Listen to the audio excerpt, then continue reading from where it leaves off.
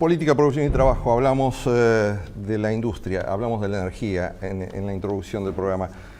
Ahora tenemos que analizar la política nacional e internacional. Yo no puedo. Tenemos un invitado de lujo, Julio Burtman, politólogo, docente en la Universidad de Belgrano, integrante de muchas asociaciones de análisis de la vida política y sociológica del país. Gracias por estar en Política, Producción y Trabajo. Ricardo, en principio lo habíamos invitado a Julio para que nos dijera qué pasaba entre Argentina y el mundo a partir de la reelección de Barack Obama en Estados Unidos. Tanto no afecta para nosotros. ¿Por qué no afecta? Es cierto que Romney y Obama tienen una visión muy diferente de América Latina. ¿Tienen una visión de América Latina? Yo creo que sí, diferente. La de Obama es muy similar a la segunda presidencia de Bush. Digamos, es un Estados Unidos que renuncia a la pretensión de intervenir en América Latina como lo hizo Bush en la primera presidencia y de alguna forma inaugura esta era del diálogo con los países latinoamericanos. La relación de Estados Unidos con Venezuela o con Nicaragua, por ejemplo, mejoró sustancialmente en la primera presidencia de Obama, como consecuencia de esta idea, digamos, de no intervención. Romney creo que quería regresar a la primera presidencia de Bush. Él había puesto a Venezuela en el eje del mal de alguna forma y, digamos, tenía una visión muy dura sobre Cuba, cosa que Obama también está dejando hacer. Esta, digamos, gradual apertura que está teniendo Cuba con Raúl Castro es en buena medida una interacción con el Washington de Obama. Digamos que con otro Washington no hubiera sido posible en estos términos. Y digamos que Obama, podemos presumir, o va a continuar con esta parte inicial en la primera presidencia, o hasta podría llegar a profundizar un poco más su acercamiento a América Latina, que en todo caso tiene que ver con la intervención. ¿Podría mejorar la relación de Estados Unidos en este segundo mandato de Obama? La campaña electoral de Obama del 2008 fue prometió bastantes cosas para América Latina. Él inclusive llegó a hablar de relanzar la Alianza para el Progreso de Kennedy, que era una idea de invertir en desarrollo para América Latina, cosa que después fue completamente olvidada. No olvidemos que Obama asumió 2 meses después del estallido de la crisis inmobiliaria financiera. Uno puede decir, ¿va Obama a regresar a aquel discurso? Muy probablemente no, pero digamos que hay una probabilidad abierta de que sea un Estados Unidos más benevolente, inclusive ahora que está más holgado económicamente. Como no queremos creo, pero aprovechar tu capacidad de análisis, me parece que vale la pena ir rápidamente al plano nacional. Tuvimos una manifestación de descontento de un sector de la población frente al gobierno. ¿Cuál es tu análisis sobre esto? Bueno, fue una cosa importante y el gobierno tiene que tomar nota de esto en alguna medida. Sin embargo, no hay que olvidar cuál es el origen de esta manifestación. Antes que avancemos al origen, te voy a preguntar, ¿realmente fue una convocatoria anónima, una convocatoria impersonal, apartidaria? Eso no existe. Es imposible la convocatoria anónima. La gente no se puede reunir en un lado si nadie convoca. O sea, alguien puso una fecha, alguien puso un lugar. Fue una organización originada en un grupo, en un network, digamos, de grupos liberales, el más importante, un partido liberal libertario, que es un partido muy pequeño, que puso en marcha este cacerolazo del anterior, del 13 de septiembre, y otros anteriores que tenían muy poca repercusión que se venían realizando. La idea de que esta convocatoria sea anónima, que sea autoconvocada, es funcional de alguna forma a quienes quieren apropiarse de esto que pasó, pero en realidad fue iniciado en un grupo pequeño liberal. Y de hecho las consignas de la marcha fueron muy coherentes con esta, porque eran todas ideas de tipo liberal, ¿no? Contra los abusos, supuestos abusos del poder, tanto en materia económica como política, ¿no? Si me decís partido liberal libertario, me suena extraño, desacomodado ideológicamente, porque el concepto de libertario es más aplicable a los anarquistas como concepto que a los liberales. Bueno, este es un partido que se considera anarcoliberal, ¿no? Muy antiestado. Ahora, es cierto, el 99,9% de la gente que fue a esta marcha desconocía el origen de la convocatoria y se sumó, digamos, en la bola de nieve que se fue creando en el boca a boca y a través de los medios de comunicación. Pero bueno, si hay que buscar un origen, este fue el origen, ¿no?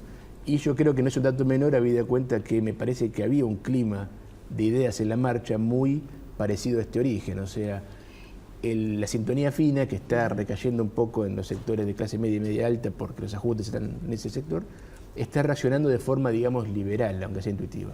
Y Julio, ¿y vos qué crees? ¿Que el gobierno de alguna manera va a tomar nota de esto? ¿Va a salir enseguida a darle alguna respuesta? ¿O va a seguir reservándose como siempre lo hace y tomando silenciosamente algunas de las medidas que le están reclamando?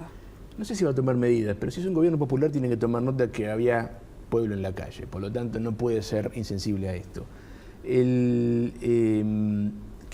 Más silencioso, digamos, no hay críticas a la marcha como hubo en el 13 de septiembre, que me parece que algún que otro funcionario hizo una crítica que no sé si tenía lugar. En este caso, por lo menos se optó por no decir mucho y hacer como que esto va a pasar. O sea, fue una reacción más políticamente correcta de parte del gobierno, ¿querés decir? Yo creo que sí. Por lo menos es una primera sensibilidad. Ahora, yo creo que, repito, como es un gobierno que tiene vocación de formar mayorías electorales, tiene que siempre darse cuenta que en este tipo de manifestaciones puede haber también sectores a incluir, a incorporar, a escuchar, para que la mayoría no se pierda, ¿no? Julio, tal vez algo que no se ha focalizado en este tiempo, en la composición de estos manifestantes del 8 de noviembre, ¿no primaba más el individualismo de los argentinos que el concepto de sociedad? ¿No había más reclamos como individuales, es decir, esta diversidad de planteos que había?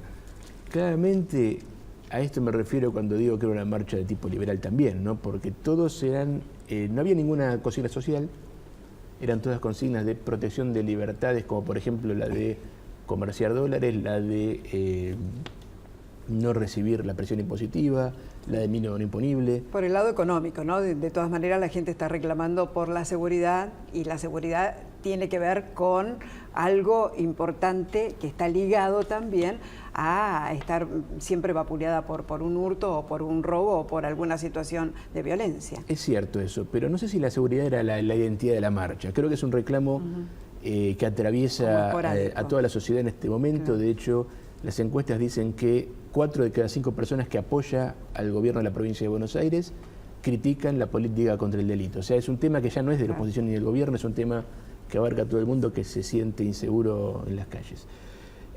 Ahora, yo creo que los temas más específicos de la marcha no eran los ligados a la inseguridad, si bien este tema siempre aparece en cualquier convocatoria humana, ¿no?